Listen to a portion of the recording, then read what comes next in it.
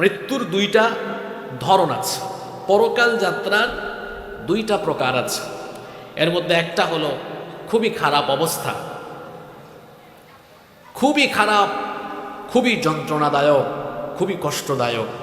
এটা কাদের ক্ষেত্রে প্রযোজ্য? এটা কাফির, মুশরিক, মুনাফিক, পাপী তাপী, গুনাহগারদের জন্য প্রযোজ্য। যারা প্রতিনিয়ত শয়তানের ধোকায় গুনাহ করে করে করে করে তওবা না করে গুনাহগাররত অবস্থায় মালাকুল মউতের সাথে তার দেখা হয়ে যায়, খবরদার, সাবধান, কঠিন পরিণতি তার জন্য অপেক্ষা করছে। যারা গুনাহের উপরে ইস্তেকামত, গুনাহের উপরে অবিচল আছে, তওবা না করে তওবার সুযোগ না পেয়েই যদি মালাকুল মউতের সাথে তার সাক্ষাৎ হয়ে যায়, কি বিপদ, কি মুসিবত, কঠিন পরিণতি হয়ে যাবে তার। কেমন পরিণতি হতে পারে আসুন সরাসরি হাদিস শরীফ থেকে জেনে নেই।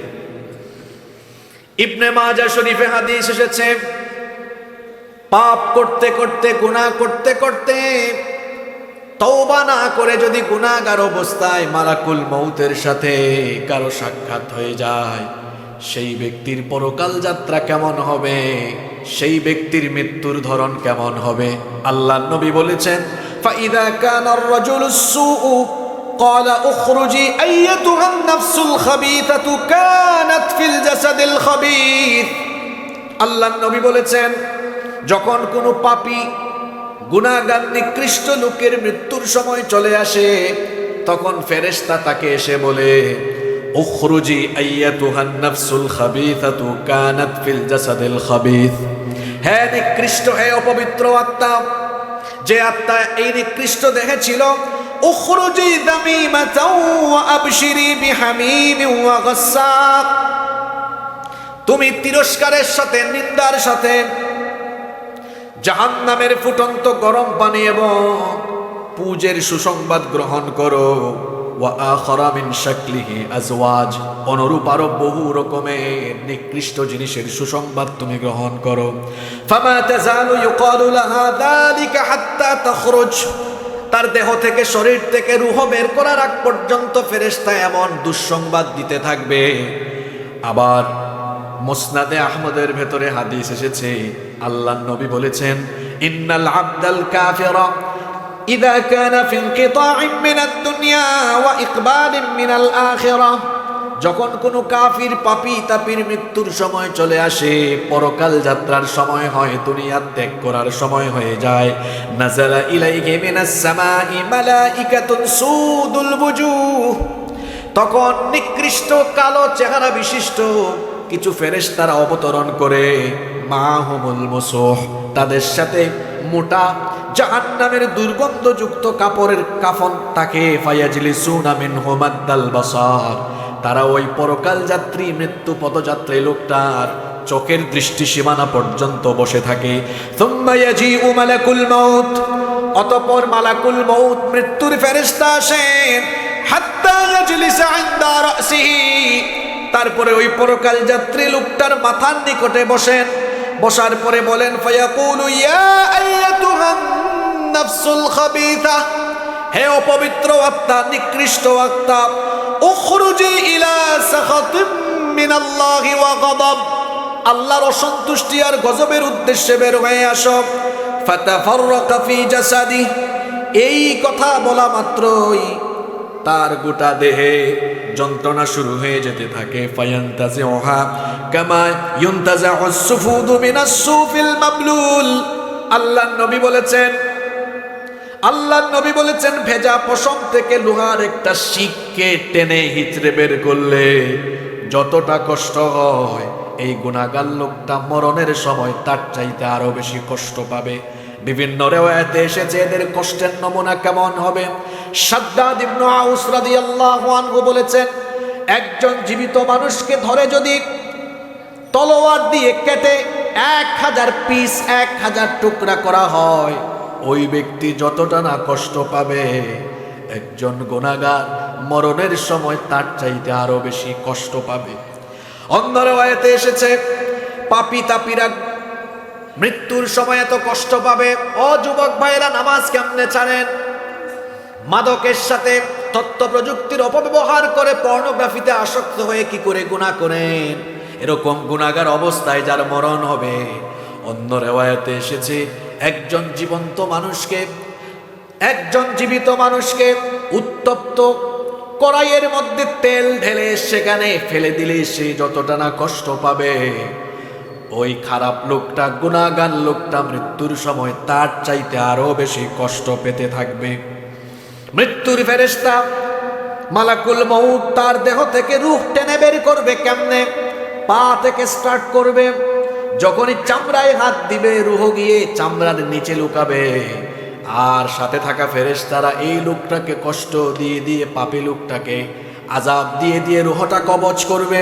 কোরআনে কারীমের ৮ নম্বর সূরা সূরাতুল আনফালের ৫০ নম্বর আয়াতে আল্লাহ তাআলা বলছেন, ওয়ালাউ তারা ইয ইয়াতাওয়াফফাল্লাযীনা কাফারুল মালাইকাতু ইয়াদরিবুনা ওয়ুজুহাহুম ওয়া আদবারহুম ওয়া যুকু আযাবাল হারিক। আল্লাহ তাআলা বলছেন, যদি আপনি দেখতেন কাফেরদের মৃত্যুর সময়ে ফেরেশতারা তাদের চেহারার উপরে আর পিঠের মধ্যে আঘাত করে করে কেমনে তাদের রূহ কবজ করে। আবার আল্লাহ তাআলা কোরআনে কারীমের ৬ নম্বর সূরা সূরাতুল আনআমের ৯৩ নম্বর আয়াতের মাঝের অংশে বললেন, ওয়ালাউ তারা ইযিয যালিমুনা ফি গামারাতিল মাউতি ওয়াল মালাইকাতু বাসিতু আইদিহিম আখরিজু আনফুসাকুমুল ইয়াওমা তুজজাউনা আযাবাল হুনি বিমা কুনতুম তাকুলুনা আলাল্লাহি গায়রাল হক وكنتم عن آياته تستكبرون। আল্লাহ তাআলা বলছেন, ও নবী আপনি যদি দেখতেন জালেমরা যখন মৃত্যুর সময় চলে যায়, মৃত্যুর কষ্টে পড়ে যায়, ফেরেশতা এমন ভাবে তাকে আঘাত করতে থাকে, এমন ভাবে তাকে কষ্ট দিতে থাকে, একটা সময় ফেরেশতা কষ্ট দিতে দিতে তারপরে বলে, এই জালেম তোর জান তুই নিজেই এবার বের কর। এই রকম করে কষ্ট দিয়ে দিয়ে অপমানজনক অবস্থায় তার মৃত্যু হয়। কোরআনে আল্লাহ বলেছেন, যারা গুনাহগার অবস্থায় দুনিয়া থেকে বিদায় নিবে এদেরকে অপমানের মৃত্যু যিনি দান করবেন, জোরে বলেন তিনি কে? অপমানের মৃত্যু থেকে পানা চাইবেন, ইজ্জতের হায়াত আল্লাহর কাছে চাইবেন, ইজ্জতের মৌত আল্লাহর কাছে চাইবেন। পৃথিবীতে এমন বহু মানুষ আছে বেইজ্জত হয়ে বাঁচে, বেইজ্জত হয়ে মরে। বলেন তো সমাজের মধ্যে এমন নমুনা আছে না নাই? আরো জোরে বলেন আছে না নাই? এজন্য আল্লাহর কাছে সবসময় ইজ্জত চাইবেন, সম্মান চাইবেন, কারণ ইজ্জত সম্মান দেওয়ার একমাত্র মালিক যিনি, জোরে বলেন তিনি কি? যে যখন এই গুনাহগার লোকটাকে কষ্ট দিয়ে দিয়ে রূহ কবজ করা হবে, এই পাপী লোকটা তখন চিৎকার করে করে বলবে, ফেরেশতারা এত কষ্ট দাও কেন? ফেরেশতারা বলবে, তুই তো জালিম ছিলি, গুনাহগার ছিলি। কোরআনে কারীমের 16 নম্বর সূরা সূরাতুন নাহালের 28 নম্বর আয়াতে রব্বুল আলামিন বলছেন, আল্লাযীনা তাতাওয়াফফাহুমুল মালাইকাতু যালিমি আনফুসিহিম ফাআলকাউস সালামা মা কুন্না না'মালু মিন সূ বালা ইন্নাল্লাহা আলীমুম বিমা কুনতুম তা'মালুন। আল্লাহ তাআলা বলছেন, এই জালেমরা যখন মৃত্যুপথযাত্রী অবস্থায় থাকবে তখন তারা ফেরেশতাদেরকে বলবে, কেন আমাদেরকে এত কষ্ট দাও? মা কুন্না না'মালু মিন সূ, আমরা তো কোনো খারাপ কাজ করি নাই, আমরা কোনো পাপ করি নাই, আমরা কোনো গুনাহের কাজ করি নাই। তখন তাদেরকে বলা হবে, বালা ইন্নাল্লাহা আলীমুম বিমা কুনতুম তা'মালুন, অবশ্যই অবশ্যই তোমরা যা করেছো তোমাদের সকল কর্মকাণ্ড সম্পর্কে যিনি সবকিছু জানেন। গলার আওয়াজ বড় করে বলেন তিনি কি? ফেরেশতা এই গুনাহগার লোকটাকে কষ্ট দিয়ে দিয়ে আযাব দিয়ে দিয়ে যখন তার রূহটাকে একেবারে গলার কাছে একেবারে নিয়ে আসবে, কণ্ঠগত যখন তার জান হয়ে যাবে, আল্লাহ তাআলা কোরআনে কারিমে এই চিত্রের কথা এভাবে তুলে ধরেছেন। কোরআনে কারিমের ৭৫ নম্বর সূরা সূরাতুল কিয়ামা এর ২৬ নম্বর আয়াত থেকে আল্লাহ তাআলা বলছেন, কাল্লা ইযা বালাগাতিত তারাকিয়া ওয়া কিলা মান রাকিন ওয়া যান্না আন্নাহুল ফিরাক ওয়ালতাফাতিস সাকু বিস-সাকি ইলা রাব্বিকা ইয়াওমাইযিনিল মাসাক।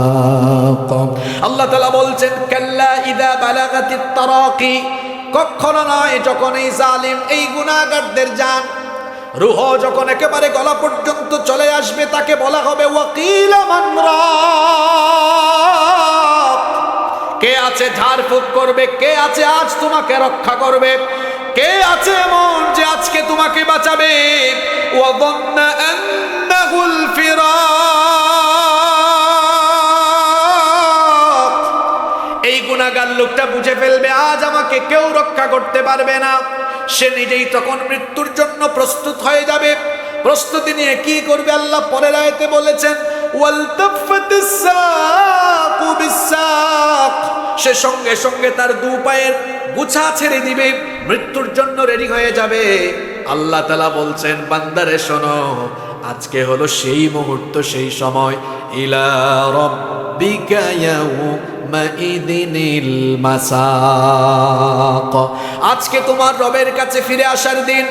মৃত্যুর ফেরেশতা এইভাবে করে গুনাহগার এই লোকটাকে কষ্ট দিয়ে দিয়ে আযাব দিয়ে দিয়ে যখন তার রূহ কবজ করে ফেলবে, ফাইদা আখাযাহা, আল্লাহর নবী বলেছেন, হাদিসটি মুসনাদে আহমদে এসেছে, ফাইদা আখাযাহা লাম ইয়াদউহা ফি ইয়াদিহি তারফাতান আইনিন হাত্তা ইয়াজআলুহা ফি তিলকাল মুসুহ। আল্লাহর নবী বলেছেন, চোখের দৃষ্টি ফেলতে যতটা দেরি হয় তার চাইতে আরো কম সময়ে ফেরেশতা এর রূহটাকে জাহান্নামের কাফনের মধ্যে মুড়ায় ফেলবে। যখনই এই গুনাহগার লোকটা দেহ থেকে আত্মা বের হয়ে আসবে আর জাহান্নামের কাফনে সেটা পেঁচানো হবে, দুনিয়ার সবচাইতে নিকৃষ্ট দুর্গন্ধ এই লোকটার রূহ থেকে তখন বের হতে থাকবে। যখন জাহান্নামের ফেরেশতারা এই লোকটার রূহ নিয়ে আকাশের পানে রওনা করবে, ফেরেশতারা বলবে, কাকে নিয়ে যাও, তার রূহ থেকে এত দুর্গন্ধ ছড়ায় কেন? ফেরেশতারা পরিচয় করিয়ে দিবে, হাদা ফুলান ইবনে ফুলান, এটা অমুক ব্যক্তির ছেলে অমুক, নিকৃষ্ট নামে পরিচয় করিয়ে দিবে। আর ফেরেশতা বলে বেড়াবে, লোকটা বেনামাজি ছিল, মদখোর ছিল, জুয়াখোর ছিল, সুদখোর ছিল, মানুষের হক নষ্ট করত, এই পাপ করত, গুনাহ করত, এই জন্য কঠিন অবস্থায় মৃত্যু হয়েছে, তার রূহ থেকেও আজকে দুর্গন্ধ ছড়াচ্ছে। ফেরেশতারা লানত দিতে থাকবে। এইভাবে করে জাহান্নামের ফেরেশতারা তার রূহ নিয়ে যেতে যেতে যেতে যেতে যখন প্রথম আসমানের দরজার কাছে যাবে, আসমানের দারোয়ান ফেরেশতার কাছে পারমিশন চাইবে, আকাশের দরজাটা খুলে দাও। প্রথম আসমানের দারোয়ান ফেরেশতারা বলবেন, নেভার এভার, কখনো নয়, এই গুনাহগারের জন্য, এই গুনাহগার পাপী লোকটার জন্য আসমানের দরজা খোলা হবে না। এর কারণ হলো এটা আল্লাহর ঘোষণা। কোরআনে কারীমের ৭ নম্বর সূরা সূরাতুল আরাফের ৪০ নম্বর আয়াতে আল্লাহ তাআলা বলছেন, লা তুফাত্তাহু লাহুম আবওয়াবুস সামাই ওয়া লা ইয়াদখুলুনাল জান্নাতা হাত্তা ইয়ালিজাল জামালু ফি সাম্মিল খিয়াত। আজকে এদের জন্য আসমানের দরজা খোলা হবে না, এরা জান্নাতেও ঢুকতে পারবে না, এদের জন্য জান্নাতে ঢোকা আজকে ততটা কঠিন। লা ইয়াদখুলুনাল জান্নাতা হাত্তা ইয়ালিজাল জামালু ফি সাম্মিল খিয়াত। সুয়ের ছিদ্র দিয়ে উট প্রবেশ করা সহজ না কঠিন? আরে আপনাদেরকে ওয়াজ শোনাতে শোনাতে এমনি টায়ার্ড বানায় ফেলছে, আমি নিজেই টায়ার্ড। 1 ঘন্টা 5 মিনিট বসেছি, আর আপনারা তো আমার চেয়ে সিনিয়র, আপনারা 5-6 ঘন্টা বসছেন, ক্লান্ত হয়ে গেছেন আপনারা। এই ওয়াজের দরকার ছিল বাদেশা, কিন্তু হয়ে গেছে রাত 11:30, এটা ঘুমের সময়। কি আর করবো, আমি বেশি কিছু বলবো না, কারণ ম্যানেজমেন্ট এটা এমন এক জিনিস, এটা নিজে থেকে না বুঝলে অন্য কেউ বুঝাইতে পারে না। আমি তো সিলেটে মানুষ, আমার সিলেটে আপনাদের দাওয়াত রইল। আমাদের সিলেটে কখনো রাত 10:30 11টার পরে মাইক চলে না, মাহফিল বন্ধ। এশার নামাজের পরে প্রধান অতিথি বক্তব্য রাখেন, 10টা 10:30টায় শেষ হয়ে যায়। আল্লামা সাইদি সাহেব 50 বছরেরও বেশি সময় তাফসীর করেছেন। তার মাহফিল যারা আয়োজন করতেন, রাত 10টার বেশি সময় তিনি আলোচনা করতেন। সারাদিন তো আমার বাপজানরা ভাইজানরা কত কষ্ট করেছেন, তো এখন তো ঘুম আসবে স্বাভাবিক। আমি যে কথা বলবো আমারও ভালো লাগবে না, মুড আসবে না তো, কারণ সামনে থেকে রেসপন্স পাবো না। কষ্ট হচ্ছে বাবারা ভাইয়েরা, আমাকে আপনারা অল্প কিছু সময় দিবেন তো? কি দিবেন তো? মাশাআল্লাহ, আল্লাহ সবাইকে কবুল করেন।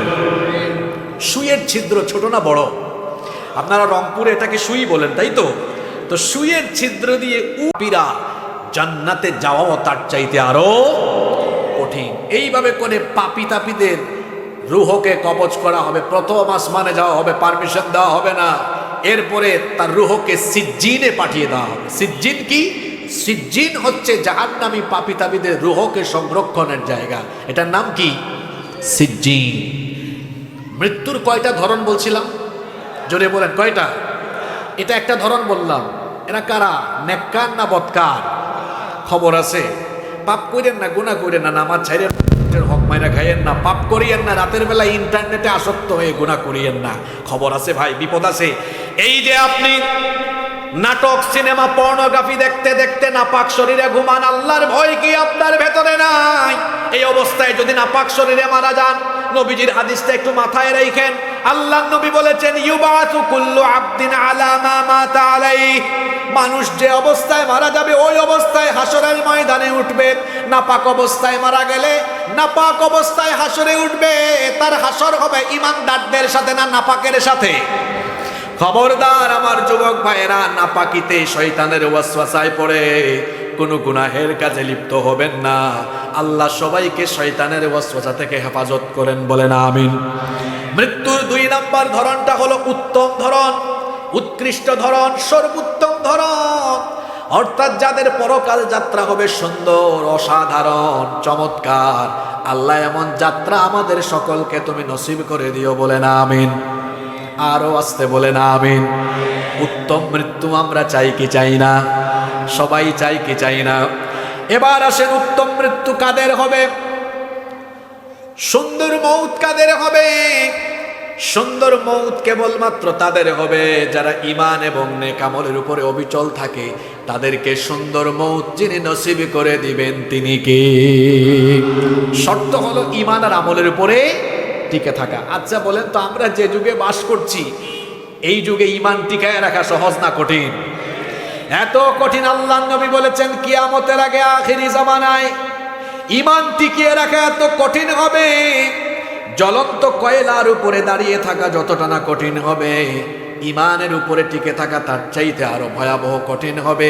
অবস্থা এমন হবে, সকালবেলা কোনো মানুষ মুমিন থাকলেও আখিরি জামানার শেষ জামানার ফিতনায় পড়ে সন্ধ্যার আগে কাফির হয়ে যাবে। রাতের বেলা সন্ধ্যাবেলা ঈমান থাকবে, কিন্তু রাতের বেলা শয়তানি ফিতনায় লিপ্ত হয়ে সকালের আগে ঈমান হারা হয়ে যাবে। আজকে বলেন তো, ঈমান বিধ্বংসী সেই জাহিলি যুগের আধুনিক জাহিলি যুগের আধুনিক ফিতনা আমাদের সামনে পিছনে চতুর্দিকে এখন কম না বেশি? কিছুই লাগবে না আজকে আপনার ঈমান ধ্বংস করার জন্য। আপনার পকেটে থাকা মোবাইলটাই এনাফ, যথেষ্ট। এত সাংঘাতিক উপাদান এটা।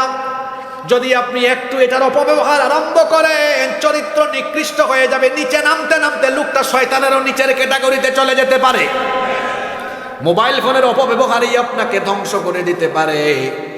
আবার এই শেষ জামানায় যারা ঈমানকে বাঁচাবে, এদের আবার আলাদা করে মর্যাদা যিনি দান করবেন, গলার আওয়াজ বড় করে সবাই বলেন তিনি কে?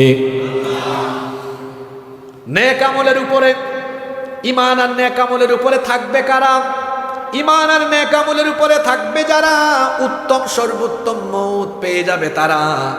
আর কেবলমাত্র সর্বোত্তম মৌত তাদেরই নসিব হবে যাদেরকে আল্লাহ নেক আমলের তৌফিক দিবেন। বলেন তো, তৌফিক দেওয়ার মালিক যিনি তিনি কে?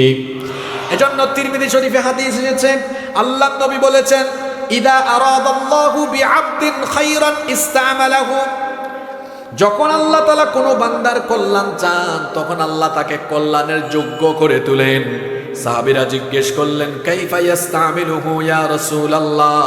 আমরা বলি সাল্লাল্লাহু আলাইহি ওয়াসাল্লাম, ওগো আল্লাহর রাসূল, কি করে আল্লাহ তাআলা কোনো বান্দাকে কল্যাণের যোগ্য বানান, কল্যাণের জন্য কোয়ালিফাইড বানান? আল্লাহর রাসূল জবাব দিলেন, ইউওয়াফিকুহু লিআমালিন সালিহিন ক্বাবলাল মাউত। আল্লাহ যখন কোনো বান্দাকে কল্যাণের যোগ্য করে বানাতে চান, আল্লাহ তাআলা ওই ব্যক্তিকে তার মরণের আগ পর্যন্ত নেক আমল করার তৌফিক দান করে দেন। হাদিসটা কি বুঝতে পেরেছেন? আমি আবার রিপিট করি, কারণ খুব গুরুত্বপূর্ণ কথা এটা। আল্লাহ যার কল্যাণ চান, আল্লাহ তাকে মরার আগ পর্যন্ত আল্লাহ নিজের দয়ায় তাকে নেক আমলের তৌফিক দান করে দেন। আল্লাহ আমাদেরকে তুমি তাদের কাতারে শামিল করে দাও। এটা কেমন একটা উদাহরণ দিয়ে বুঝবেন, শোনেন, একটু বুঝার চেষ্টা করেন। একটা ছোট্ট সন্তান, তার বয়স 3 বা 4 বছর, শুনতেছেন আপনারা? 3 বা 4 বছর বয়স একটা বাচ্চা, এই বাচ্চাটা পুকুরে চলে যাচ্ছে, পুকুরে পড়ে যাবে, তাকে না আটকালে না ধরলে পুকুরে নেমে যাবে। আচ্ছা বলেন তো, এই বাচ্চাটাকে এভাবে দেখলে তার মা বাবা তাকিয়ে থাকবে নাকি ধরে আনবে? ধরে আনবে না? ধরে আনবে। কারণ এই বাচ্চার প্রতি তার মা বাবার অন্তরে দয়া আছে না নাই? এখন বলেন তো, মা বাবার দয়া বেশি না আল্লাহর দয়া বেশি? আল্লাহর দয়া কত বেশি? হাদিস, দয়াকে আল্লাহ 100 টুকরা করেছেন, এরপরে 1 টুকরা এখানের সবাইকে নয়, শুধু তামাম দুনিয়ার সবাইকে আল্লাহ 1 টুকরা ভাগ করে দিয়েছেন। তার মানে আমিও পাইছি এই 1 টুকরা ভাগ হইয়া যতটুকু পাওয়া যায় ততটুকু। 100 থেকে 1 গেলে বাকি থাকে কত? এই 99 টুকরা দয়া কার কাছে রেখেছেন? জোরে বলেন, কার কাছে?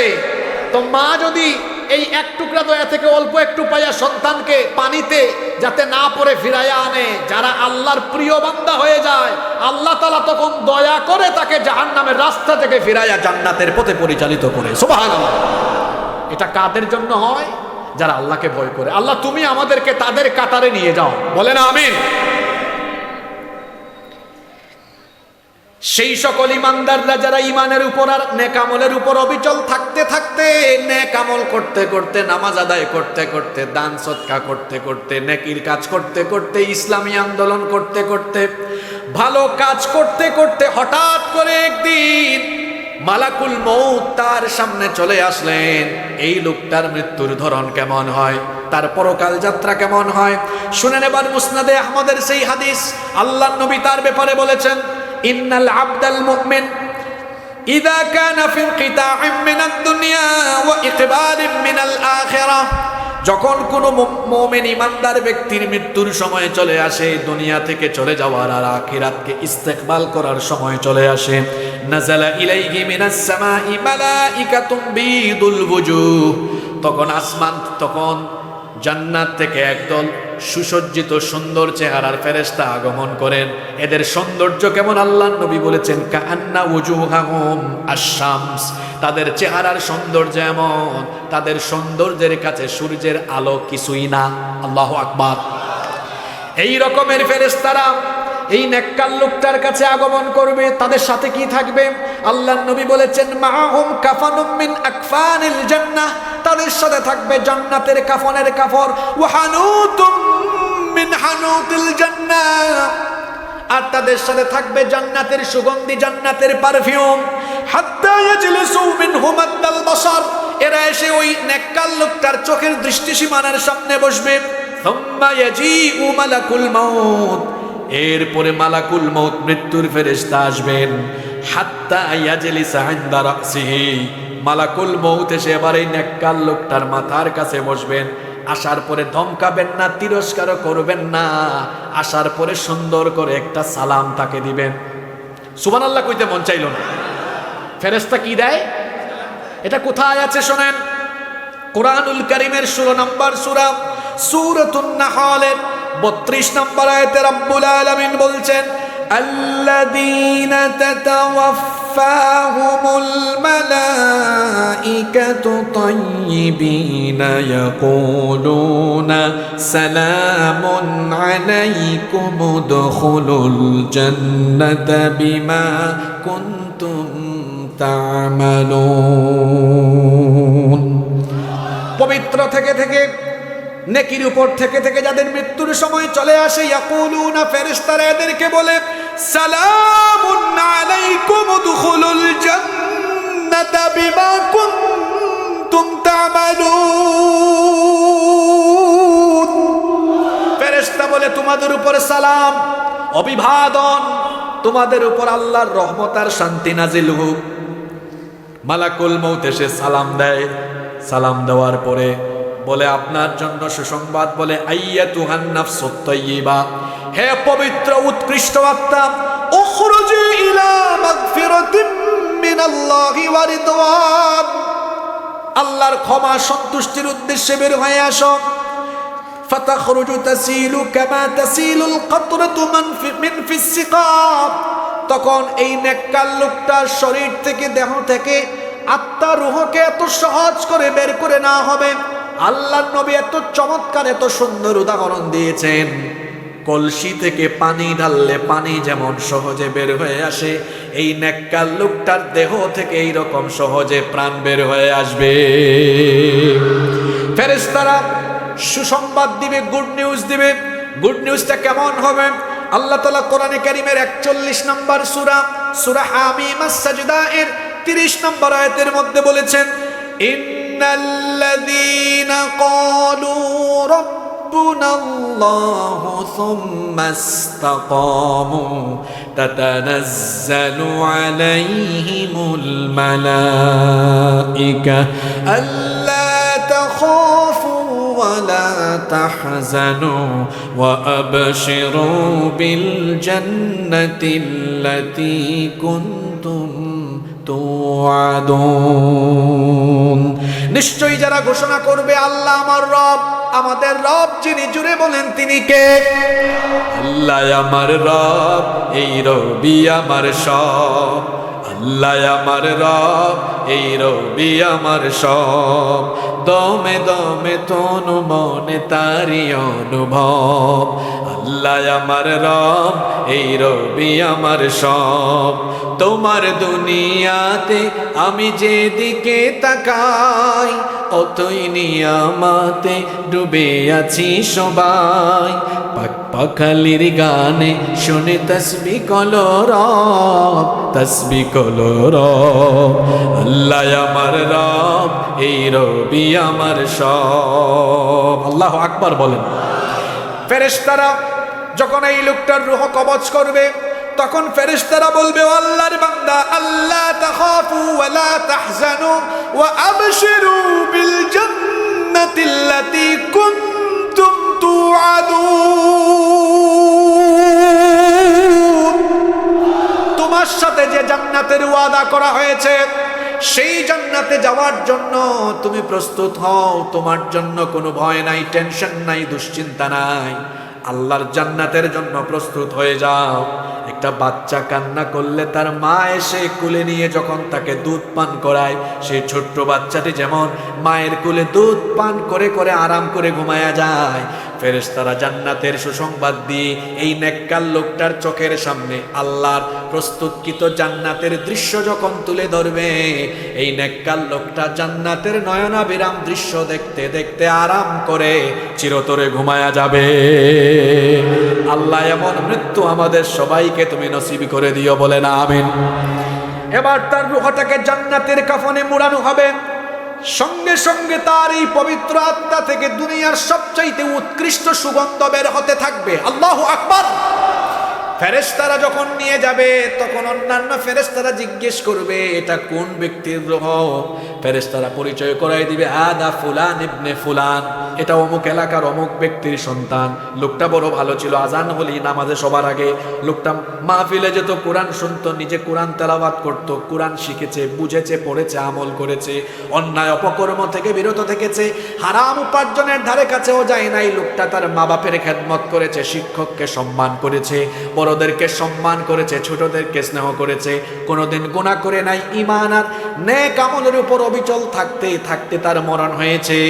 এই অবস্থায় তার রূহকে আমরা নিয়ে যাচ্ছি, প্রথম আসমানে যাওয়া হবে, অনুমতি চাওয়া হবে, ফেরেশতারা সম্মানের সাথে অভিবাদন জানাবে। এই রকম করে তার রুহটাকে উপরের দিকে ইল্লিন পর্যন্ত নেওয়া হবে। ইল্লিন থেকে তারপরে বলা হবে এবার তার রুহটাকে আবার তার কবরে ফিরায় দেওয়া হবে। এবার তার রুহটাকে কবরে আবার ফিরায় দাও। আর জান্নাতের ফেরেশতারা তখন আবারও তাকে সুস্বাগতম এভাবে জানাবে। কোরআনে কারিমে এই সুস্বাগতমের ধরনও আল্লাহ বলে দিয়েছেন। কোরআনে কারিমের 89 নম্বর সূরা সূরাতুল ফজরের 27 নম্বর আয়াত থেকে আল্লাহ বলছেন তাকে তখন বলা হবে, যারা পারেন আমার সাথে পড়েন, ইয়া আইয়াতুহান নাফসুল মুতমাইন্নাতু ইরজিই ইলা রাব্বিকি রাদিয়াতাম মারদিয়াহ ফাদখুলি ফি ইবাদি ওয়াদখুলি জান্নাতি। বলা হবে হে প্রশান্ত আত্মা, ইরজিই ইলা রাব্বিকি রাদিয়াতাম মারদিয়া, তোমার রবের সন্তুষ্টির উদ্দেশ্যে তুমি আসো, ফিরে আসো। ফাদখুলি ফি ইবাদি, আমার নেককার বান্দাদের কাতারে শামিল হও। ওয়াদখুলি জান্নাতি, আমার তৈরি করা জান্নাতের বাসিন্দা হয়ে যাও। গো রব, সেই জান্নাতি বান্দাদের কাতারে দয়া করে আমাদের সবাইকে সেদিন শামিল করে দিও। আরো আসতে বলেন আমিন। এই রকম ভালো মৃত্যু আমরা চাই কি চাই না? কষ্ট হচ্ছে আপনাদের? আমি কিন্তু মাঝখানে চলে আসছি আলোচনা, প্রথম পয়েন্ট শেষ করছি। দেয়ার আর 2 টাইপস অফ ডেথ। মৃত্যুর কয়টা ধরন আছে? নিকৃষ্ট আর আমরা উৎকৃষ্ট মরণ চাই কি চাই না? এবার আমি মাত্র 7টা পয়েন্ট সংক্ষেপে বলবো। এই উৎকৃষ্ট মৃত্যুর আবার 7টা আলামত আছে। কয়টা আলামত আছে? জোরে বলেন কয়টা? আসেন তো সেই আলামতগুলা কি? এবার দেখবেন সমাজের বাস্তবতার সাথে ওয়াজ মিলবে। ঘুমাই গেছেন নাকি? উৎকৃষ্ট মৃত্যুর 1 নাম্বার আলামত হলো এই লোকটাকে আল্লাহ মৃত্যুর আগে দুনিয়াতে বেশি বেশি বালা মুসিবত দিয়ে পরীক্ষা করবেন। উৎকৃষ্ট মৃত্যু মানে শুধু এই না যে এই লোকটার কষ্ট, দুঃখ, দুর্দশা, রোগবালাই কিছুই থাকবে না, আরামে থাকবে, আরামে চলে যাবে, বিষয়টা এমন নয়। উৎকৃষ্ট মৌত পাওয়ার জন্য এই মৌতের আগে মুসিবত, বালা মুসিবতের জীবন থাকতে পারে, রোগ সুখ আসতে পারে, কঠিন নির্যাতন আসতে পারে, ফাঁসি আসতে পারে আল্লাহর তরফ থেকে। উৎকৃষ্ট মৃত্যুর প্রধান নমুনা হলো মৃত্যুর আগে তার জীবনকে আল্লাহ বালা মুসিবত দিয়ে ভরপুর করে দিবেন। আর দুনিয়া সিজনুল লিল মুমিন ওয়া জান্নাতুল লিল কাফির। এই দুনিয়া হলো মুমিনের জেলখানা, আর কাফিরের জন্য এটা কি? কথা বুঝতেছেন না? কাফিরের জন্য এটা জান্নাত, আর মুমিনের জন্য দুনিয়া কষ্টের জায়গা। মুমিন দুনিয়ায় থাকে আর জান্নাতে যাওয়ার অপেক্ষা করে। সে অপেক্ষা করে কখন এই পচা দুর্গন্ধযুক্ত দুনিয়া ছেড়ে আল্লাহর জান্নাতে আমরা যাব। আল্লাহু আকবার। উৎকৃষ্ট মৃত্যুর 1 নাম্বার নমুনা হলো মরণের আগে তার জীবনে বালা মুসিবত, পরীক্ষা থাকবে, কম না বেশি। এবার আসেন সরাসরি হাদিস শরীফ থেকে শুনি। বুখারী শরীফের হাদিস, আল্লাহর নবী বলেছেন, মান ইউরিদিল্লাহু বিহি খাইরান ইউসিবু মিন, আল্লাহ যে ব্যক্তির কল্যাণ চান সেই ব্যক্তির জীবনে মুসিবত, পরীক্ষা, বালা মুসিবত, দুঃখ, দুর্দশা, কষ্ট দেন বেশি। তার মানে আল্লাহ যাকে ভালোবাসেন যত বেশি তাকে পরীক্ষা করেন তত। অনেক মানুষ বলে এই লোকটারে জেলখানা এত বছর ঢুকায় রাখছে, এই লোকটারে ফাঁসি দিছে, মনে হয় তলে তলে কিছু করছে। আপনি উল্টা বুঝছেন। আল্লাহ যাকে বেশি পছন্দ করেন তার জীবনে আল্লাহ বেশি বেশি মুসিবত দেন না কম দেন? জোরে বলেন, কম না বেশি? আমাদের জীবনে এরকম মুসিবত আসতে পারে, ভালো মৃত্যুর নিদর্শন হিসাবে আসতে পারে। আপনারা এই জন্য প্রস্তুত আছেন না নাই? হ্যাঁ, এখন সুসময়। এই সুসময় যে সব সময় থাকবে এটা নাও হতে পারে। হতে পারে কঠিন সময় আসবে, রক্ত দেওয়া লাগতে পারে, জীবন দেওয়া লাগতে পারে, ইমানি পরীক্ষায় অবতীর্ণ হওয়া লাগতে পারে। কিন্তু একজন মুমিন সে কখনো ইমানকে বিসর্জন দিবে না। প্রয়োজনে সে তার জীবনকে হাসি মুখে আল্লাহর রাস্তায় অকাতরে বিলিয়ে দিবে, তাও সে কখনো কোনো জালিমের সাথে অন্যায়ের আপোষ করবে না। আল্লাহ এই জাতের ইমান আমাদেরকে দান করে দাও। ভালো মৃত্যুর 1 নাম্বার নমুনা, মুসিবত আসবে কিন্তু আমরা হাসি মুখে বরণ করে নিব। সুবহানাল্লাহ পড়বেন না?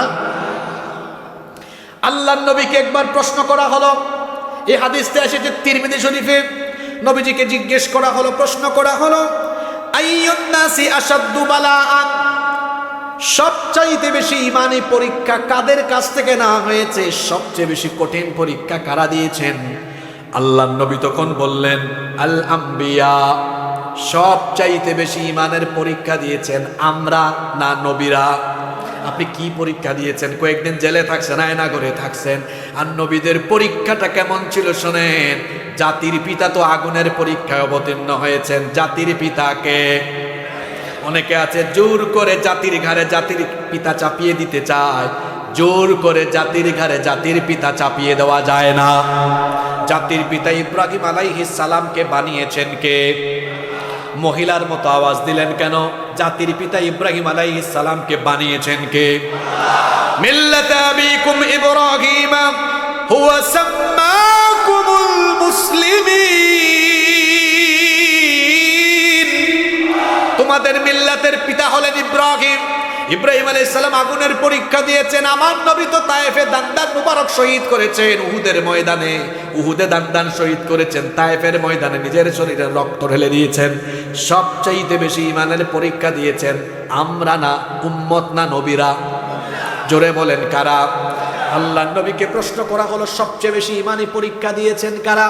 আল্লাহর নবী বললেন আম্বিয়া ও আলাইহিমুস সালাম, নবীরা সবচেয়ে বেশি পরীক্ষা দিয়েছেন। বলা হলো এরপরে কারা? নবীজি বললেন সুম্মাল আমসালু বিল আমসাল, সুম্মাল আমসালু ফাল আমসাল। অতঃপর মর্যাদার দিক থেকে তার পরবর্তীগণ, তারপরে তার পরবর্তীগণ। আর পরীক্ষার ধরনটা কেমন হয়, ক্লাসিফিকেশনটা কেমন হয়? আল্লাহর নবী বললেন ফায়ুবতালার রাজুলু আলা হাসাবি দীনি।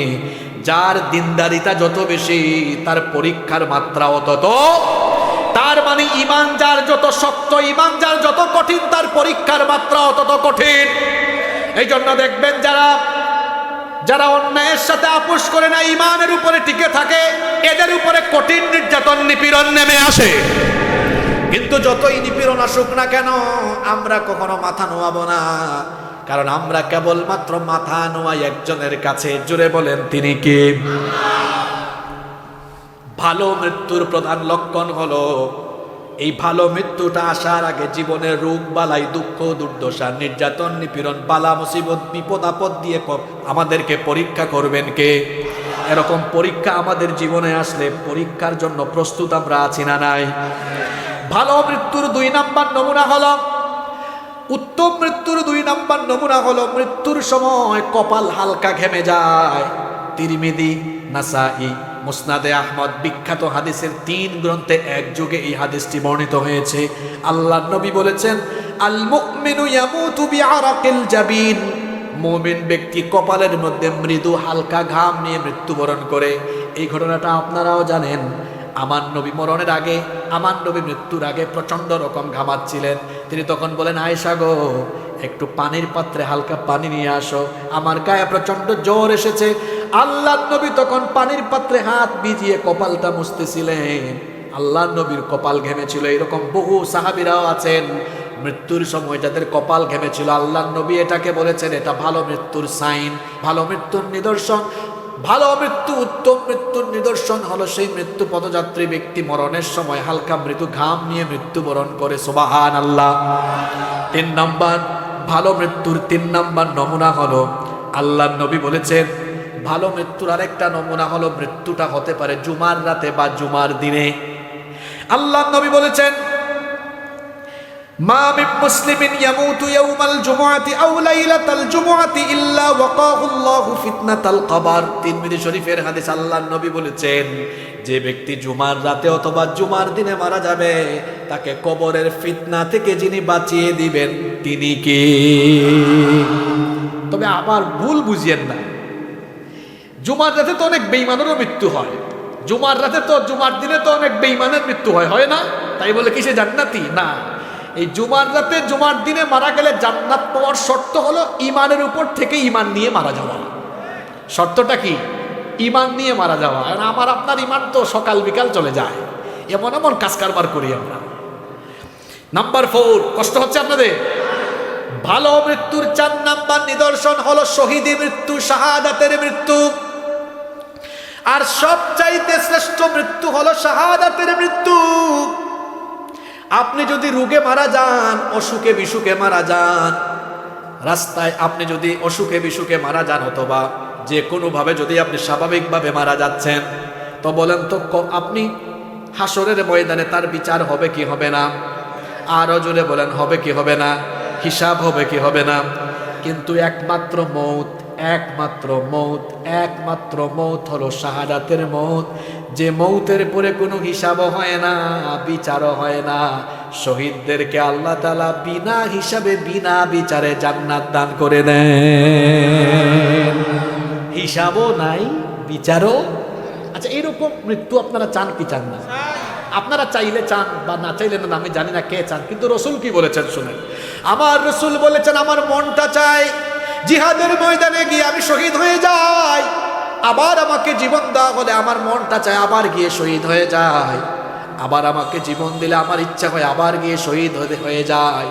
এই রকম করে শহীদ হওয়ার জন্য নবীজি এবং তার সাহাবীরা আকাঙ্ক্ষা ব্যক্ত করেছেন। ওমর রাদিয়াল্লাহু আনহুর নাম তো আমরা সবাই জানি।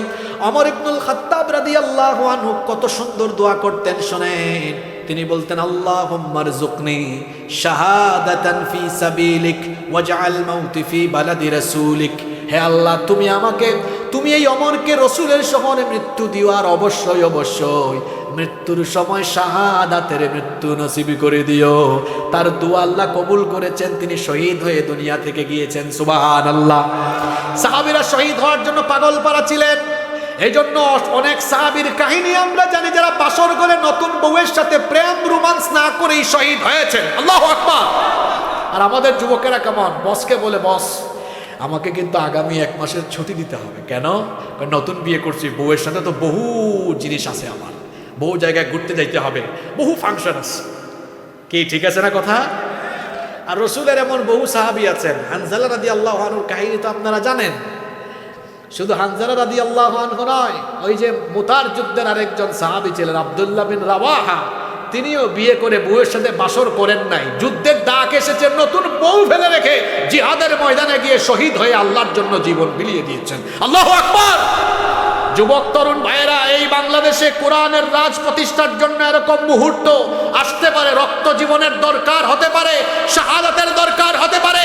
যদি রক্ত জীবন আর শাহাদাতের দরকার হয়, আল্লাহর রাহে জীবনকে কুরবান করে দিতে কারা কারা রাজি আছেন? আল্লাহরে হাত দেখা।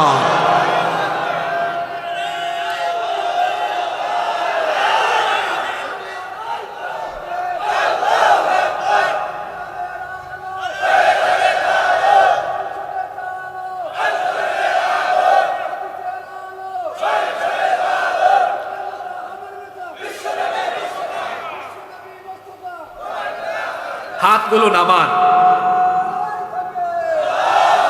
এবার আমাকে বলেন, হাতটা কি মন থেকে তুলছেন? এবার সুসংবাদ শুনেন। এখানে যদি শহীদ কেউ নাও হন, আল্লাহ রসুল বলেছেন, মান সাআলাল্লাহু শাহাদাতি বিসিদকিন বাল্লাগাহুল্লাহু মানাজিলাশ শুহাদাই ওয়া ইম্মাতা আলা ফিরাশি। আল্লাহ রসুল বলেছেন, দিলে যদি সত্যি সত্যি যদি শাহাদাতের আকাঙ্ক্ষা, আশা থাকে, এই লোকটা যদি শহীদ নাও হয়, দিলের মধ্যে আশা থাকার কারণে মরার পরে আল্লাহ বলবেন, এই লোকটাকে শহীদ হিসাবে মর্যাদা লিখে রাখো। সুবহানাল্লাহ। হাত যারা তুলছেন, মন থেকে তুলছেন তো? আমি তো আমার দুয়ায় সব সময় বলি, শেষে সব সময় বলি, আল্লাহ শাহাদাতের মৌত দিও, কারণ এই মৌত তো শ্রেষ্ঠ মৌত, হিসাবও নাই, বিচারও। আমাকে শহীদ করে সেই মিছিলে শামিল করে নিও, যেই মিছিলের নেতা আমির হামজা, খুবাইব খাব্বাব আল্লাহর ছিল যারা অতি প্রিয়, শহীদ করে নিও। মরতেই হবে যখন, শহীদি মরণ দিও আমাকে। শাহাদাত জানি শুধুই জীবন, সে মরণ দিও আমাকে। মরতেই হবে যখন, শহীদি মরণ দিও আমাকে। বলেন আমিন। শাহাদাতের মৌত উত্তম মৃত্যুর একটা নমুনা, আর শাহাদাতের মৌত হলো শ্রেষ্ঠ মৌত। শাহাদাতের মাধ্যমে যারা মৃত্যুবরণ করে তাদেরকে মৃত বলতে আল্লাহ নিষেধ করেছেন, এবং তাদের ব্যাপারে আল্লাহ কোরআনে কারীমের 3 নম্বর সূরা আলে ইমরানের 169 নম্বর আয়াত থেকে বললেন, ওয়ালা তাহসাবান্নাল্লাযীনা কুতিলু ফী সাবিলিল্লাহি আমওয়াতাম বাল আহইয়া ইনদা রাব্বিহিম ইউরযাকুন। আর যারা আল্লাহর পথে জীবন বিলিয়ে দেয় তাদেরকে তোমরা খবরদার মৃত বলো না, বরং তারা হলো জীবিত, কিন্তু তোমরা এটা বুঝতে পারো না। এরা হলো জীবিত এবং এদেরকে যিনি রিজিক দান করেন গলার আওয়াজ বড় করে বলেন তিনি কে? তাহলে উত্তম মৃত্যুর 4 নম্বর নমুনা হলো শহীদি মৃত্যু। তবে আল্লাহর রাস্তায় জিহাদের মাঠে গিয়ে শহীদ না হয়েও এমন কিছু মৃত্যু আছে যেই অবস্থায় মারা গেলে শহীদি মৌতের মর্যাদা পাওয়া যায়। এইরকম কিছু মৌত আছে, সেগুলো কি? আবু দাউদ শরীফের হাদিস, মুয়াত্তা মালিকের মধ্যে ওই হাদিসটি এসেছে। আল্লাহ রাসূল বলেছেন, আল মাতউন শহীদ, মহামারীতে আক্রান্ত হয়ে যারা মারা যায় তারাও শহীদের মর্যাদা পাবে। ওয়াল গরিক শহীদ, আবার যারা পানিতে ডুবে মারা যায় তাদেরকেও শাহাদাতের মর্যাদা দিবেন কে? ওয়া সাহিবু যাতিল জানবি শহীদ, পক্ষাঘাতে যারা মারা যায় তারাও শহীদ। ওয়াল মাবতুন শহীদ, আবার পেটের পীড়ায় যারা মারা যায় তারাও শহীদ। ওয়া সাহিবুল হারিকি শহীদ, আগুনে পুড়ে দগ্ধ হয়ে যারা মারা যায় তাদেরকেও শাহাদাতের মর্যাদা দেন কে? ওয়াল্লাযী ইয়ামুতু তাহতাল হাদামি শহীদ, আবার যারা বিল্ডিং এর চাপায় পড়ে প্রাচীর ধসে মারা যায় তারাও শহীদ। ওয়াল মারআতু তামুতু বিজুমইন শহীদ, বাচ্চা জন্ম দিতে গিয়ে যে মহিলা মারা যায় ওই মহিলাকেও শহীদ বলেছেন মুহাম্মদ, আমরা বলি সাল্লাল্লাহু। আবার আল্লাহর নবী অন্য হাদিসে আরো বলেছেন, মান কুতিলা দুনা মালিহি ফাহুয়া শহীদ, যে ব্যক্তি তার নিজের মাল সম্পদ রক্ষার জন্য শহীদ হবে সেও শহীদি মর্যাদা পাবে। ওয়া মান কুতিলা দুনা দীনিহি ফাহুয়া শহীদ, আবার যারা দিন রক্ষার জন্য শহীদ হবে, দিন রক্ষার জন্য জীবন দিবে তারাও শহীদ। এই বাংলাদেশে দিন রক্ষার জন্য, দিন প্রতিষ্ঠার জন্য জীবনের দরকার হলে জীবন দিয়ে দিলে শহীদ হিসাবে গ্রহণ করে নেবেন কে? এজন্য আমরা প্রস্তুত আছি না নাই? ওয়া মান কুতিলা দুনা দামিহি ফাহুয়া শহীদ, আত্মরক্ষার জন্য আত্মরক্ষা করতে গিয়ে যে ব্যক্তি নিহত হবে তাকেও শহীদ বলেছেন মুহাম্মদ, আমরা বলি সাল্লাল্লাহু। ওয়া মান কুতিলা দুনা আহলিহি ফাহুয়া শহীদ, নিজের পরিবার পরিজনকে বাঁচাতে গিয়ে যে নিহত হবে সেই ব্যক্তিকেও শহীদ বলেছেন মুহাম্মদ, আমরা বলি সাল্লাল্লাহু আলাইহি ওয়াসাল্লাম। এই যে হাদিসে এতগুলো মানুষের কথা, প্রায় 9-10 প্রকারের মানুষের কথা বলে ফেলেছি। এরা যদি জিহাদেও শহীদ না হয়, এই অবস্থায় মারা গেলে শহীদি মর্যাদা এদেরকে যিনি দান করে দিবেন তিনি কে? আবার যারা আল্লাহর জন্য, আল্লাহর দ্বীনের প্রয়োজনে ইসলামী রাষ্ট্রের সীমানা পাহারা দিতে গিয়ে কিংবা দায়িত্বশীলের কথা শুনতে গিয়ে যদি পাহারার দরকার হয় আর সে যদি পাহারা দেয়, ওই ব্যক্তিকেও শহীদের মর্যাদা দিয়ে দিবেন কে? মুসলিম শরীফের হাদিস, আল্লাহর নবী বলেছেন, রিবাতুন ইয়াউমিন ওয়া লাইলাতিন খায়রুম মিন সিয়ামি শাহরিন ওয়া কিয়ামিহি। আল্লাহর নবী বলেছেন, আল্লাহর রাস্তায় আল্লাহর দ্বীনের জন্য প্রয়োজন পড়লে কেউ যদি 1 রাত অথবা 1 দিন পাহারা দেয়, সেটা 1 মাসের রোজা কিংবা 1 মাসের তাহাজ্জুদের চাইতেও উত্তম। সুবহানাল্লাহ। আল্লাহর নবী আরো বলেছেন, ওয়া ইম্মাতা জারা আলাইহি আমালুহু আল্লাযী কানা ইয়ামালুহু ওয়া উজরিয়া আলাইহি রিজকুহু ওয়া আমিনাল ফাত্তান। আল্লাহর নবী বলেছেন, যদি এই ব্যক্তি পাহারা দিতে গিয়ে মারাও যায়, সেই ব্যক্তির আমলের ধারা কখনো বন্ধ হবে না, কবরে গিয়েও সওয়াব তার চলতে থাকবে। শুধু তাই নয়, তাকে আল্লাহ শাহাদাতের রিজিক দান করে দিবেন এবং কিয়ামতের দিন আযাব আর গজবের সকল ফিতনা থেকে বাঁচিয়ে তাকে যিনি জান্নাত দান করে দিবেন তিনি কে? কয়টা পয়েন্ট বলছি? 4টা বলছি। কয়টা? 4টা। ভালো মৃত্যুর 5 নাম্বার নমুনা হলো সৎ আমলের উপর থাকা, নেকির কাজ করতে করতে মারা যাওয়া। এজন্য মুসনাদে আহমদে হাদিস এসেছে, আল্লাহর নবী বলেছেন, মান ক্বালা লা ইলাহা ইল্লাল্লাহু ইবতিগা ওয়াজহিল্লাহি খুতিমা লাহু বিহা দাখালাল জান্নাহ। আল্লাহর নবী বলেছেন, যে ব্যক্তি লা ইলাহা ইল্লাল্লাহর ঘোষণা দিয়ে এর উপর অবিচল থেকে যার হুসনে খিতাম হয়, যার জীবন শেষ হয়, তাকে জান্নাত দিবেন কে? আবার শুনেন ও বেনামাজি ভাইয়েরা, নামাজ আর ছাইরেন না, কথাটা শুনেন। ওয়ামান সাল্লা সালাতান ইবতিগা ওয়াজহিল্লাহ খুতিমা লাহু বিহা দাখালাল জান্নাহ। আল্লাহর নবী বলেছেন, যে ব্যক্তি আল্লাহর সন্তুষ্টির জন্য নামাজ আদায় করে আর নামাজি হয়ে হয়ে মৃত্যুর সময় আসে, নামাজি হয়ে যে ব্যক্তি দুনিয়া থেকে যায়, ওই ব্যক্তিকেও যিনি জান্নাত দিয়ে দিবেন তিনি কে? ও আমার যুবক ভাই, যে ঈমান আপনাকে ঘর থেকে বের করে মসজিদে আনতে পারে না, এই দুর্বল ঈমান আপনাকে জান্নাতের ধারে কাছেও নিতে। ফজরের সময় ঘুমায় থাকেন আর জোহরের সময় ঘুম থেকে উঠে কেমন করে ঘুমাও তুমি, কেমন করে ঘুমাও তুমি, ফজর করে কাজা, এমন তো হতে পারে জোহরে জানাজা। হতে পারে কি পারে না? খবরদার নামাজ ছাইরেন না। আল্লাহর নবী বলেছেন, যার মধ্যে নামাজ নাই তার মধ্যে ঈমান নাই।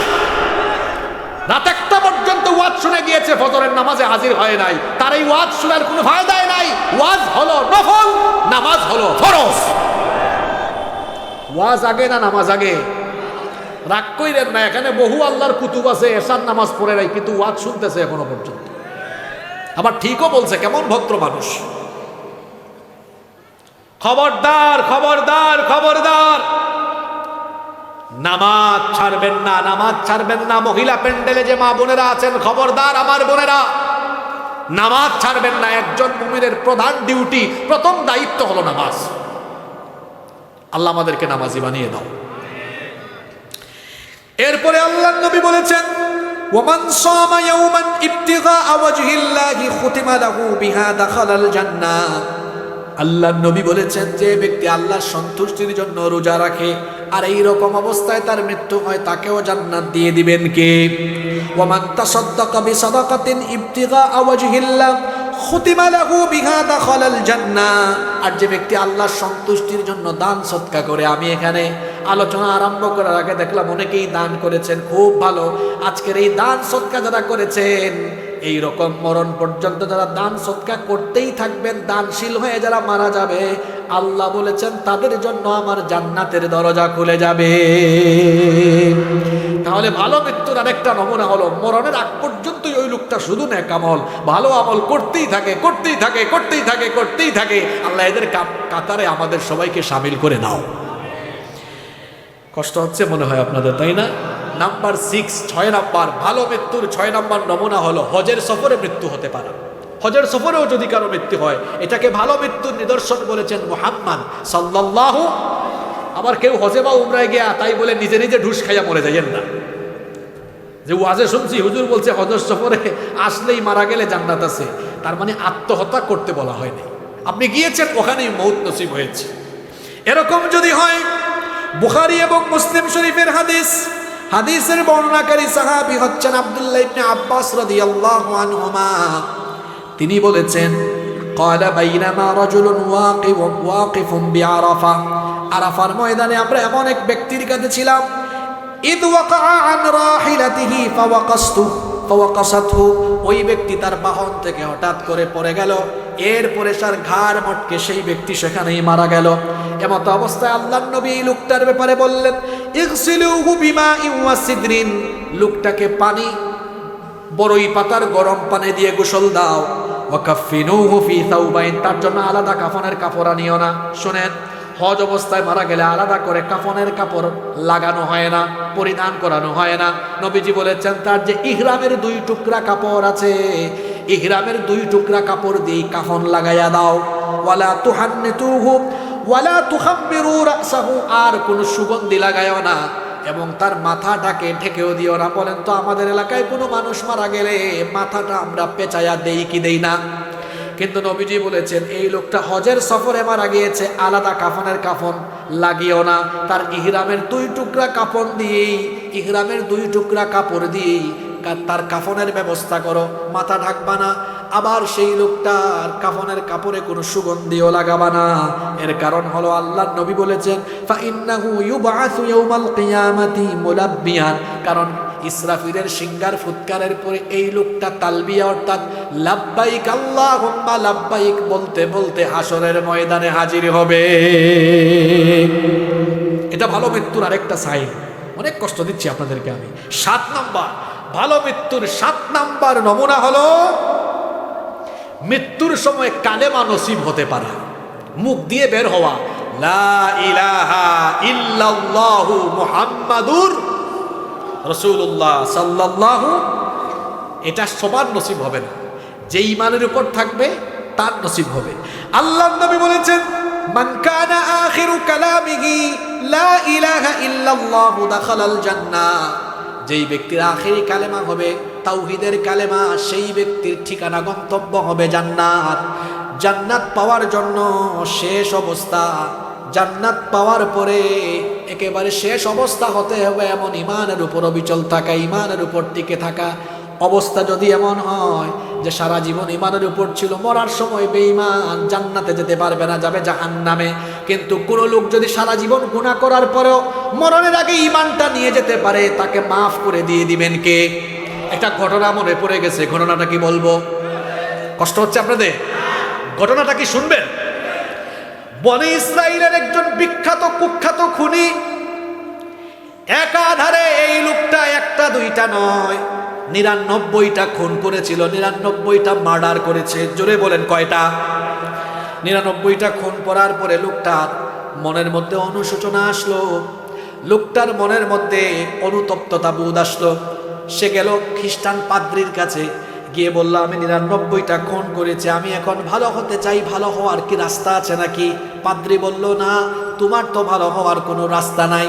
লোকটার উঠছে রাগ, রাগের মাথায় এই পাদ্রিকেও খুন করেছে। আগে ছিল 99, এখন যুগ হয়েছে আরো একটা, মোট হইল কয়টা? একেবারে খুনের সেঞ্চুরি, মার্ডারের সেঞ্চুরি করে ফেলেছে।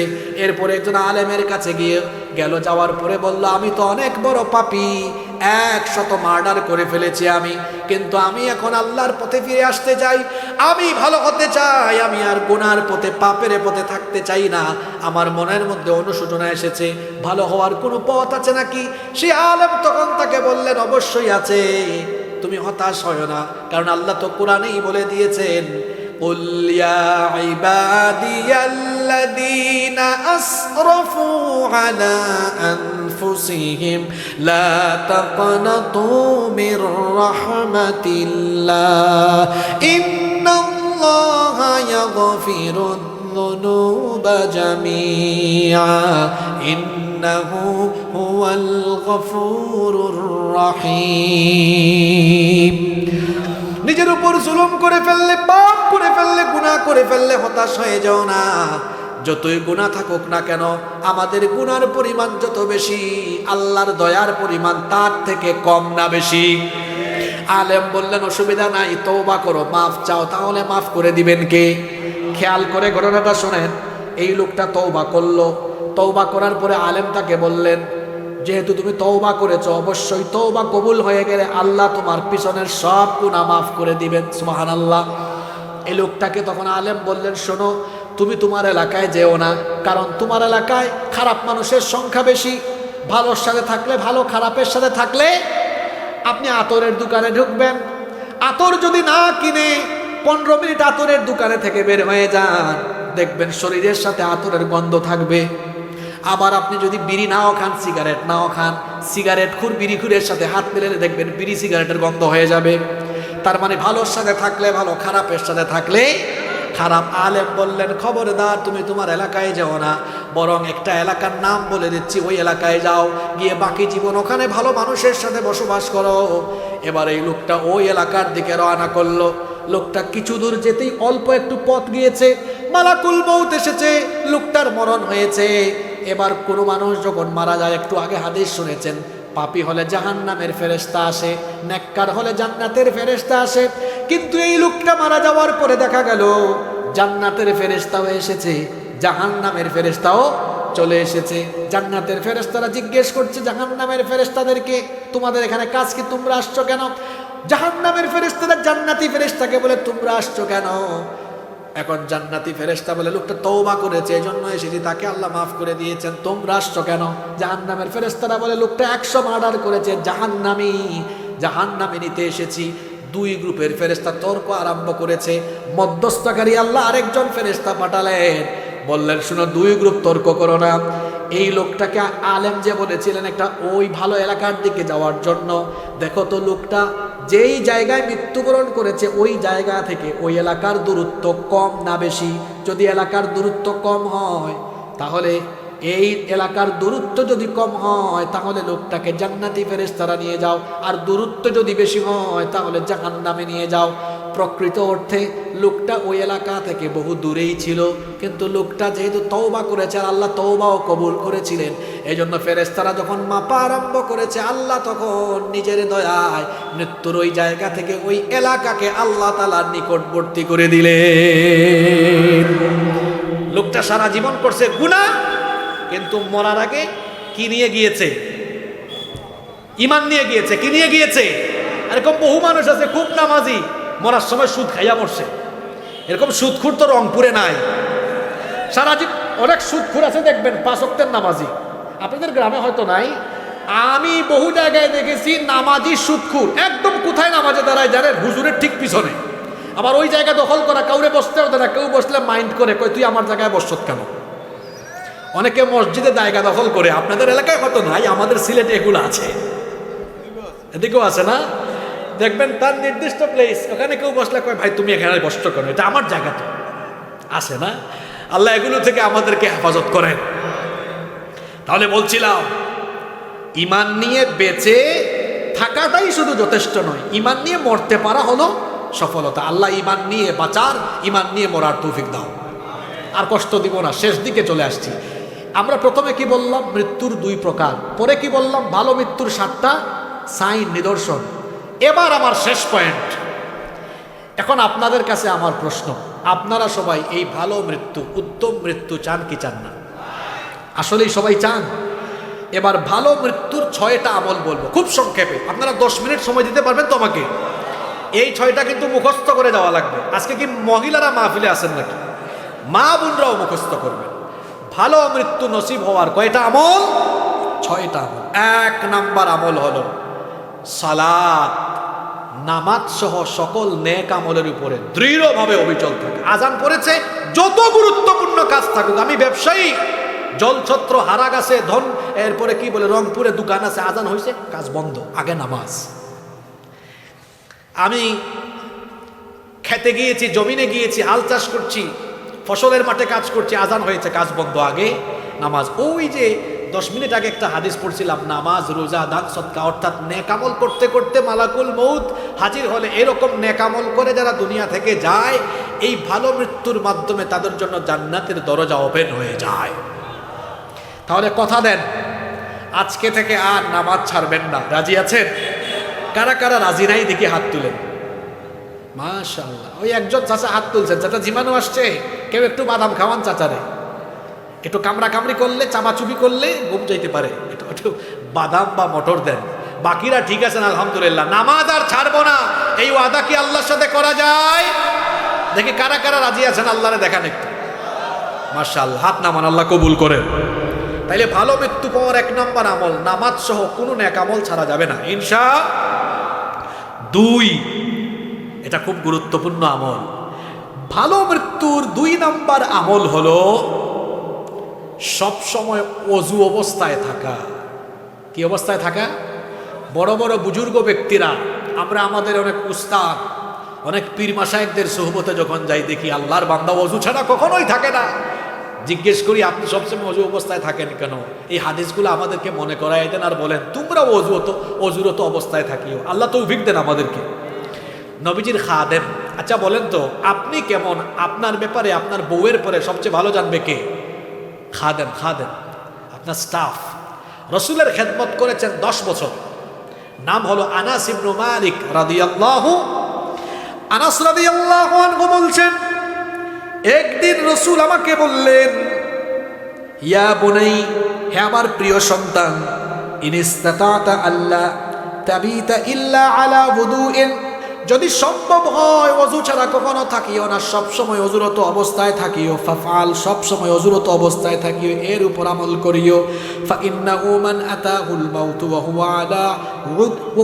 হুয়া আলা wudu'in উতিয়া শাহাদা, কারণ অজুরত অবস্থায় যদি কেউ থাকে আর এই অবস্থায় যদি মৃত্যুর ফেরেশতা আসে, এই লোকটার মরণ হওয়া মাত্র এই লোকটাকে আল্লাহ তাআলা শহীদি মৃত্যুর মর্যাদা দিয়ে দিবে। ভালো মৃত্যুর 2 নম্বর আমল বলছি, সবসময় কি অবস্থায় থাকা? অজু করলে লাভ আছে না নাই? শোনেন তাইলে আল্লাহর নবীর হাদিস। যখন আমরা অজু করি যখন মুখে আমরা পানি নিয়ে কুলি করার সঙ্গে সঙ্গে মুখের সগীরা গুনাহগুলো অজুর পানির সাথে ঝরে পড়ে যায়। যখন মুখের মধ্যে পানি দিয়ে মুখমণ্ডল গড়িয়ে যখন পানি পড়ে, মুখের সগীরা চোখের সগীরা গুনাহগুলো ঝরে ঝরে পড়তে থাকে। যখন 2 হাত ধৌত করি পানি বেয়ে পড়ে, পানির সাথে 2 হাতের সগীরা গুনাহ ঝরে পড়তে থাকে। যখন 2 পা ধৌত করি পানি গড়িয়ে পড়ার সাথে সাথে 2 পায়ের সগীরা গুনাহ ঝরে ঝরে পড়তে থাকে। গুনাহ থেকে বাঁচার একটা অন্যতম আমল এবং ভালো মৃত্যু পাওয়ার একটা অন্যতম আমল হলো সবসময় অজুরত অবস্থায় থাকা। আল্লাহ তৌফিক দান করেন। 3 নম্বর ভালো মৃত্যু পাওয়ার 3 নম্বর আমল হলো মহান আল্লাহকে ভয় করে জীবন যাপন করা। কাকে ভয় করা? আল্লাহকে ভয় করলে ওই লোক কি বিপদে যাবে? যাদের হৃদয়ে আছে আল্লাহর ভয়, তারা কভু পথ ভুলে যায় না। আল্লাহর প্রেম ছাড়াই দুনিয়ায় কারো কাছে কোনো কিছু চায় না, কারো কাছে কোনো কিছু চায় না। আল্লাহর ভয় কারো অন্তরে থাকলে মোবাইলের ফিতনায় পড়বে? আল্লাহর ভয় থাকলে ওজনে কম দিবে, খাদ্যে ভেজাল দিবে, গুনাহ করবে না। আল্লাহর ভয়ের ভিত্তিতে যারা জীবন যাপন করবে এদের ভালো মৃত্যু হবে। আল্লাহর ভয় বলতে আপনি কি বুঝেন? আমাদের চারপাশে গুনাহ কম না বেশি? আল্লাহর ভয়ের ব্যাপারে ছোট্ট একটা উদাহরণ দিয়ে দিই। আপনাদের এলাকায় কি বাইম মাছ পাওয়া যায়? খালে বিলে বাইম মাছ? রংপুরে আপনারা এটাকে কি বলেন? বাইম মাছই বলেন, মাশাআল্লাহ। তো বাইম মাছ এটা থাকে কোথায়? কোথায় থাকে? কাদার ভিতরে। কিন্তু এটাকে যখন বের করে মাছ রাখার পাত্রকে আপনারা কি বলেন? খলই। তা আমরার সিলেটি হলোর লগে তো আপনার আর মিল আছে। আমরার ভাষা তো বড় সাংঘাতিক ভাষা, গেলে আপনি কোনটাও বুঝতে নাই।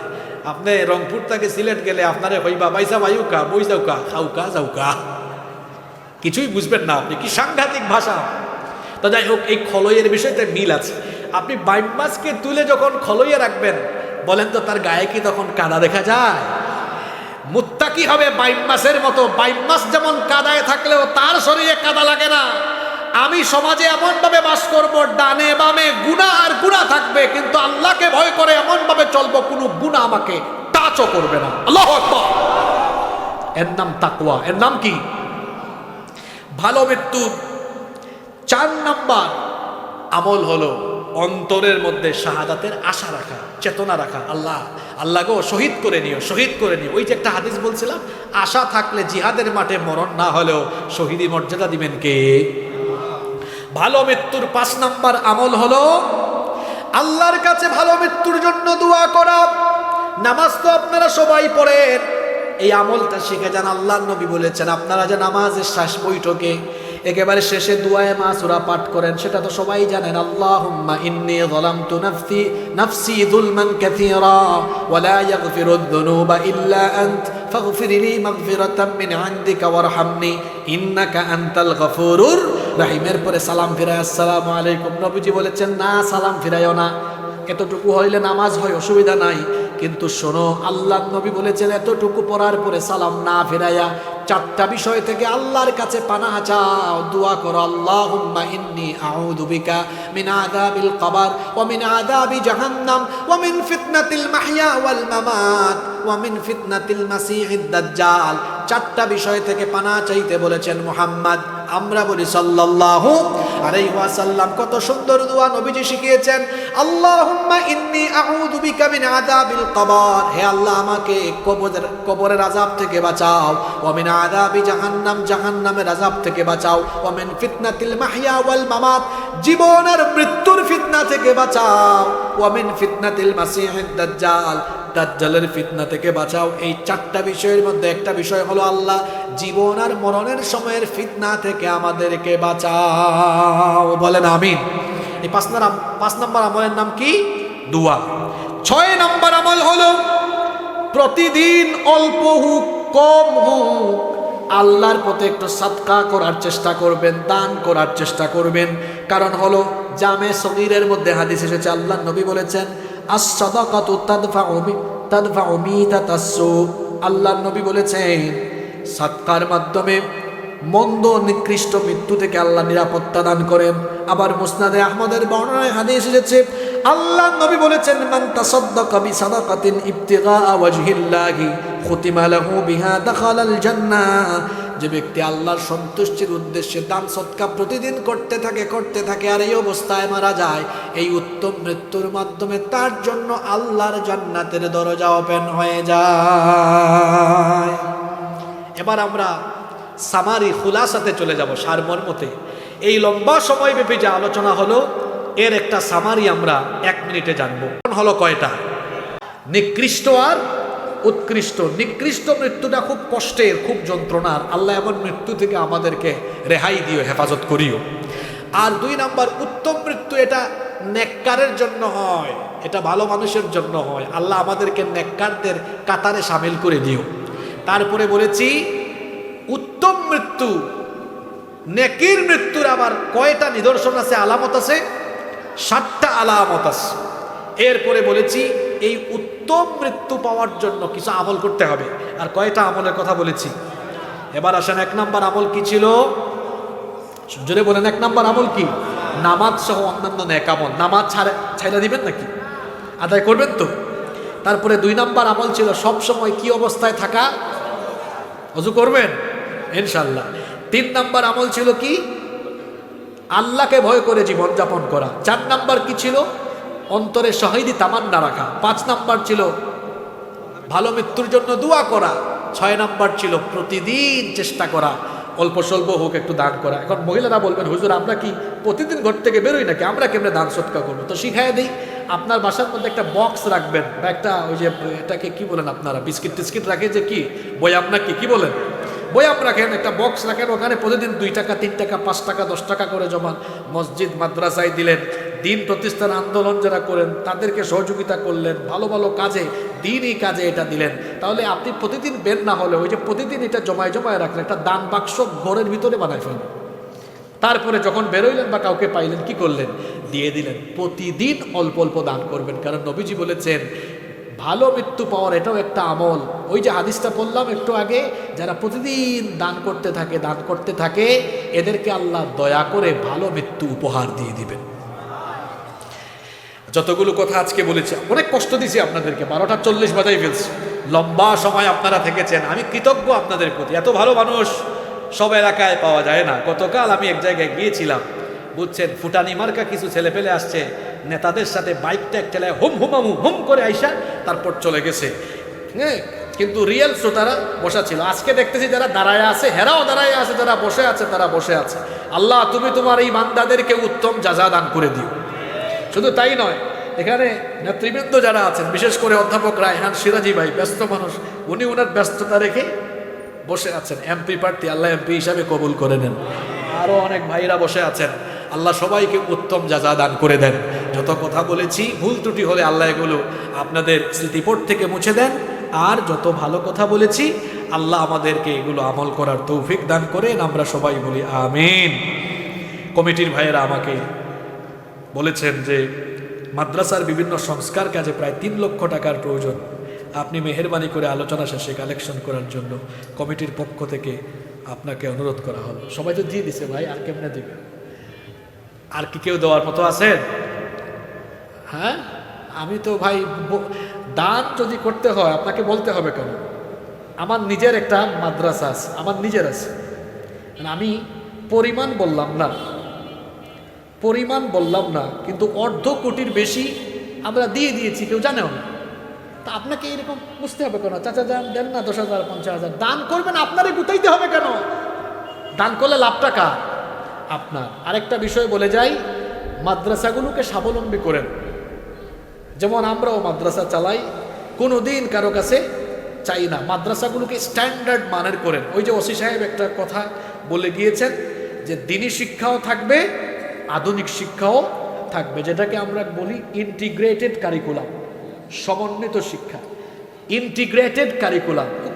কুরআন হাদিস পড়লে একটু ইংরেজি বলতে পারে না, ও কম্পিউটারে মাউস ধরতে জানে না, তো আধুনিক যুগে দাওয়াতি কাজ করবে কেমনে? ও তো হাবা গুবার মতো হা করে তাকায় থাকবে, ওকে সব জানতে হবে। এজন্য প্রতিটি মাদ্রাসায় ইন্টিগ্রেটেড কারিকুলাম চালু করবেন আপনারা। আমি রায়হান সিরাজি ভাইকে অনুরোধ করে যাব, যেহেতু আপনি এই এলাকার জনপ্রতিনিধিত্ব করেন, আগামীতেও করবেন, এই এলাকায় যতগুলো প্রতিষ্ঠান আছে এগুলোকে বহুমাত্রিক শিক্ষা ব্যবস্থাপনা করে দেওয়ার মতো ব্যবস্থা আপনারা করবেন, এটা দরকার আছে এখন।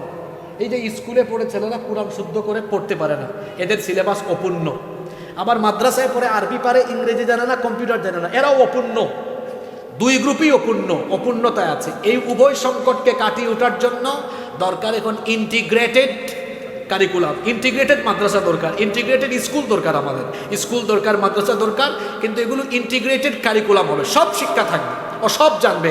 অনর্গল আরবি বলবে, অনর্গল ইংরেজি বলবে, আধুনিক শিক্ষা দীক্ষা, তার জিওলজির জ্ঞান থাকবে, জিওপলিটিক্সের জ্ঞান থাকবে, বিজ্ঞান জানবে, সাহিত্য জানবে, এরপরে দর্শন জানবে। আমাদের অনেক মাদ্রাসা ছাত্ররা আছে একটু শুদ্ধ করে কথা বলতে পারে না, আটকায় যায়, কেন? এই জড়তা থাকবে।